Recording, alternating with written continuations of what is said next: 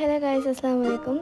So இன்றைக்கி நம்ம என்ன பார்க்க போகிறோம் அப்படின்னு பார்த்தீங்கன்னா, வெண்டைக்காய் தான் செய்ய போகிறோம். ஃபஸ்ட்டு தண்ணிலாம் வற்றினோடனையும் எண்ணெய் ஊற்றிக்கிட்டோம்.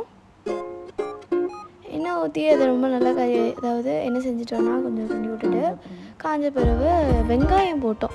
ஸோ வெங்காயம் கொஞ்சம் கையில் திருப்பி கேர்ஃபுல்லாக போடுங்க.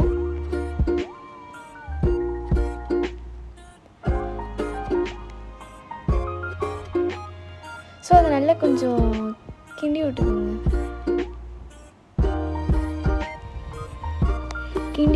நல்லா கிண்டி விட்டுக்கோங்க.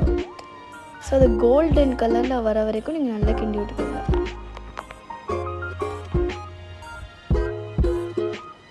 ஸோ ஆஃப்டர் பார்த்தீங்கன்னா கருவேப்பிலை எடுத்து போட்டாச்சு. அதையும் கிண்டி விட்டுக்கோங்க.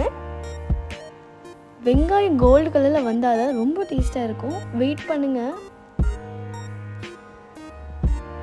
அதை நல்லா கிளறி விட்டுக்கோங்க.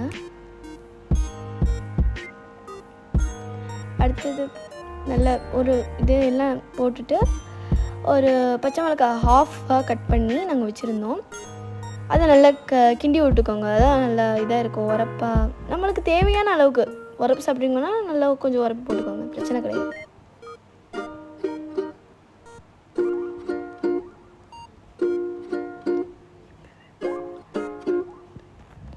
அதே மாதிரி இப்போவே நீங்கள் மசாலாலாம் சேர்க்காதீங்க. ஏன்னா இப்போவுமே சேர்த்தனா அவ்வளோ அடி பிடிச்சிரும். அதனால இப்போவுமே சேர்க்க மாட்டோம் நாங்கள். ஸோ தெரியாதவங்க இப்போ தெரிஞ்சுக்கோங்க.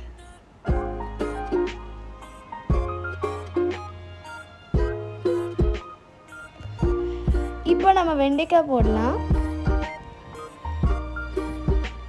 ஃபுல்லாக தட்டிட்டு கொஞ்சம் கிளறி விடுங்க நல்லாவே.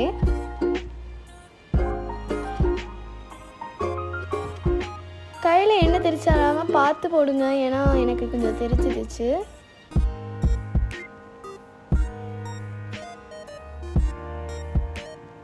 இப்போ நல்லா கீழேருந்தும் மேலேருந்தும் கிண்டி விடுங்க. அப்போதான் எல்லாம் கரெக்டாக செட் ஆகும். அதனால் நல்லா கிண்டி விட்டுக்கோங்க. இப்போ எல்லோரும் தேங்காய் பூ எடுத்து போடுங்க.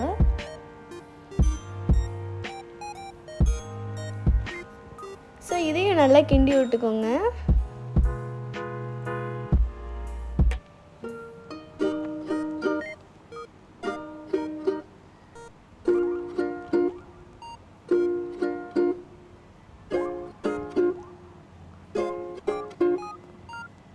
கடைசியாக தான் எல்லோரும் மசாலா போடுங்க.